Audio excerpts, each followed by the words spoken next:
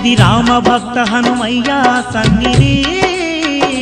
కొలిచే భక్తులకెల్లా ఇదియే పెన్నిది ఓ రామ భక్త హనుమయ్య సన్నిధి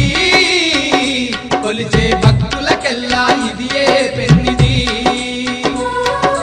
పవిత్రమైన క్షేత్రం ఆ పవన కుమారుని నిలయం